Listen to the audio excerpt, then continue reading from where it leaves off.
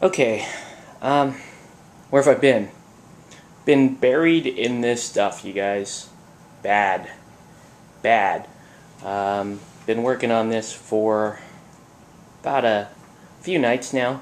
Trying to throw things together. And you know what? Terrain building has never really been my deal. And I keep forgetting every time I go back to build terrain that I'm pretty bad at it. So rather than go at it again tonight and get frustrated some more, I thought what I would do is take a break from that and bring you guys another video. So let's get to that instead. Thanks.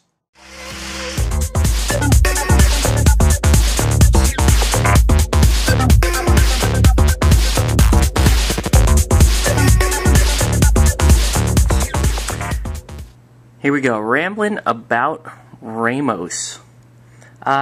Just like the other series with Colette, this is not going to be a go through every single ability and teach you the magic number and the magic combo and yada yada yada. Those kinds of tactics are kind of all over the place. Maybe not so much for Malifaux, but you do get kind of that and with, you know, the reading of individual stats and so forth, and all that stuff is great and very important and already covered. So I'm not really going to talk about too much about that. This series again is going to be like a big key concept, a big idea type thing.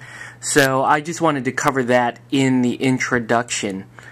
So Ramos, if you watched my video crew video, you know that Ramos was, I believe, the 6th crew that I picked up. And like I said in the video, I picked up Ramos mainly because I really enjoyed him in the fluff. I really like the Ramos character. And he just comes off as something really, just this really interesting character that's sort of mysterious. Always seems to have a plan, always seems to know what he's doing, and everything is very calculated. And that appeals to me. So I picked him up. Wasn't expecting much out of him, to be honest with you, because Colette was my main force, my main master, if you will. And I still love Colette and still really enjoy playing her. But lately I've gotten the Ramos bug. And a lot of that had to do with the fact that it's only been very recently that I discovered what Ramos really was. So I'm just going to give you a little bit of testimonial about my experience with Ramos. Now, like I said, I bought Ramos because of the fluff. I didn't expect much out of him on the battlefield, and in fact, I lost my very first game of Malifaux playing Ramos. Played a Ramos crew, thought that, hey, I understand Colette, and I know some of these other masters, and, you know, Ramos probably is going to make sense to me. But the fact is, he didn't. He didn't make sense to me. He's not the guy that's very impressive to people when you first see him. And, you know, you can even attribute that to the model. And I really like this model, actually, but it's a very simple, very kind of understated model. He's just kind of wearing this coat, and he's got this like ball of flame in his hand, and you know, he's got the weird blown back Astro Boy type haircut, and you know, when I stood him next to a desperate mercenary and showed my brother this model, my brother kind of laughed and he said, hey, I can't tell which one is the master. And that's kind of our first impression of Ramos. Put him on the field, and I'll show you the first crew that I ran with him, and maybe that's a big hint as to why I didn't do so well with him. So here's the first crew I ran with Ramos. Came fairly close to the box set. Actually, no, I didn't. I went through and I picked up 2 steampunk arachnid swarms, which I magnetized, and that part was okay. But the thing is, I tried to do some of the stuff that got me success with the Colette crew. I wanted to try to somehow speed up Ramos. So I took things like the brass arachnid, took Joss as opposed to the Steamborg Executioner because I thought he's a little faster, a little burstier, which isn't exactly true, by the way. I even took Miranda in this crew, thinking that, oh, I can transform Miranda into Shikome, and then I would have a nimble, fast minion, because that, to me, that's what Ramos seemed to have lacked.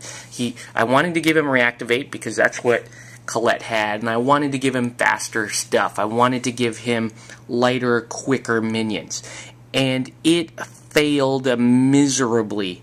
I did not do well with this crew. And, you know, I think a veteran Malifaux player can look at a crew like that and go, yeah, no wonder. This crew was actually getting destroyed on a regular basis.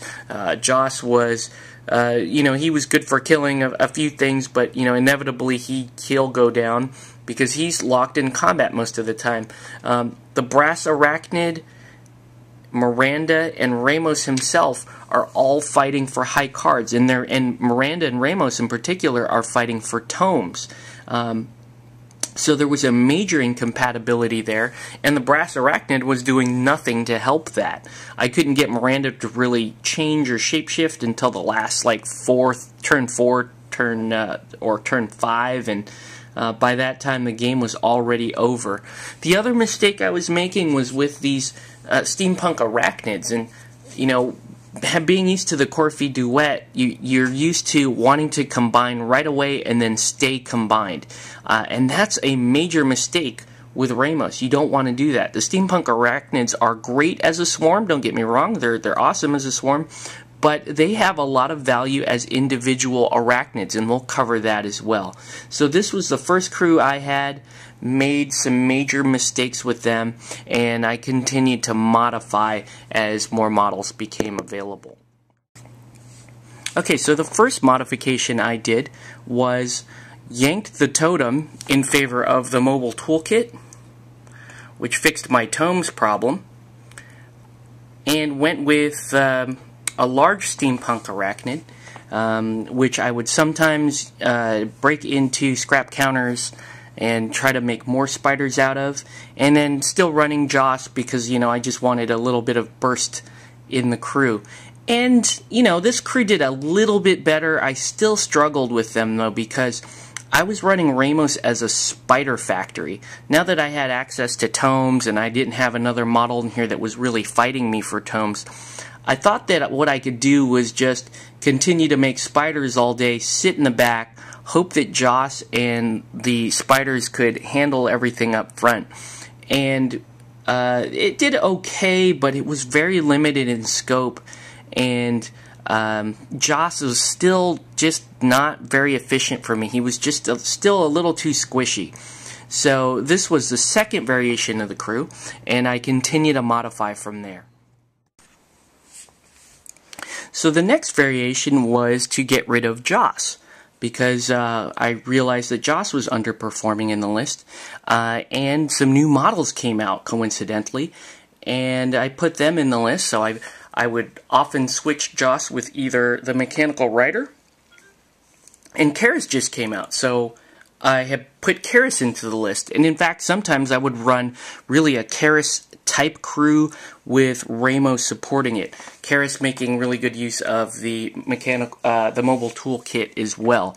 Now this is where things started to get a little bit better for me. Started to see more wins with Ramos, started to feel more comfortable with him, and it might be with the new releases that things started to click. In fact, I would probably say they definitely helped because they opened my mind a bit. So as things continued to click and models continued to release, I did even more modifications. And with that, we come to our more modern day Ramos, for me anyway. Some addition of some very critical things. So I started off by changing the totem, like I said, and started eliminating things that weren't working and adding things that were working. And that's where we get our crew today.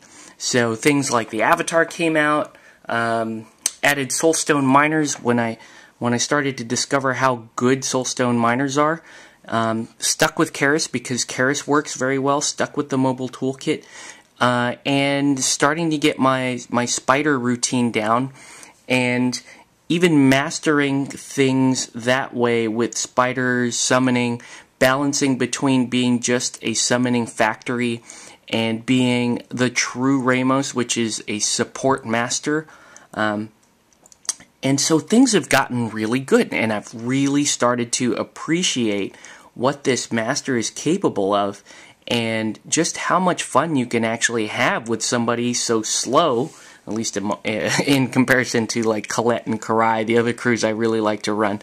But a slow, kind of clunky master who really is about keeping pressure on an opponent, keeping board control, summoning more things, buffing his constructs, and just being a royal nuisance and running some of the most interesting combinations of actions that you can find in Malifaux. It's gotten to the point where, you know, I learned how to run the avatar and then learned how to not run the avatar, which is interesting. I mean, that's where I'm at now, is I learned the quick trick to getting the avatar out and then relying on the avatar, but then really started to appreciate the kinds of stuff that Ramos does even without his avatar. Starting to appreciate things like, the basic things like Ramos' basic spells, manipulating arachnid swarms to do the kinds of things that you need them to do. And as it turns out, you know, the whole journey with Ramos has become more and more rewarding for me. I still wouldn't say that he's my best master, but he's definitely, right now, he's one of my favorite masters to play, and you know, with the kind of depth that Ramos offers, I don't see that changing for a while. He's really, really a lot of fun. All of this from back when I started, and I thought that Ramos was a terrible master. I thought that, you know, people were wrong about Marcus. Ramos is actually weaker than Marcus, and Ramos has so many problems, and but you know, it's the matter of experimenting, and most importantly, changing my mindset to really understand Ramos himself and how the crew works. This is not the kind of crew that you can walk into with a, you know, all shooty style, all melee style, all fast style type of mentality and be successful with it. This is also not the type of crew that you could walk in and say, oh, I'm taking this every single time because that works for me. So a lot of the things that made me successful with Colette were hurting me when I moved over to Ramos. And it was a matter of unlearning those things and then humbling myself and literally starting all over with Ramos to get to the point where I'm very comfortable with Ramos. He's gonna be, you know, he's gonna be the number that I call quite often, in addition to Colette. So, speaking of Colette, I mean, what are some of the things that Ramos gives you that you don't get from a Colette crew? Now, like I said, Colette, my most competitive master. She's the one that just seems to fit me like a glove, and she gets the things done that I need, that I like to get done on the field. She plays the way I like to play, whereas Ramos was an adjustment on me. Ramos didn't have to adjust to me. I definitely had to adjust to him. So the big thing for Ramos against Colette, we're talking about controlling, you know, having strong points on the field. That's something that Colette doesn't really do. Keeping pressure on the opponent, mixing up your model availability, and being flexible when it comes to crew selection and crew build. That's another thing that Ramos brings to the table that you're going to really struggle with coming from a master like Colette, where, you know, things are more or less set as far as the core crew. Another thing that Ramos brings me is he's an everyday use master. You know, let me just explain that real quick. With Colette being as competitive as she is, and that's great, it is kind of a high octane game you're looking for, and with Ramos you can actually break them out every day and try different models and experiment and learn new things. Whereas Colette, you're running the same models but learning different nuances within those models.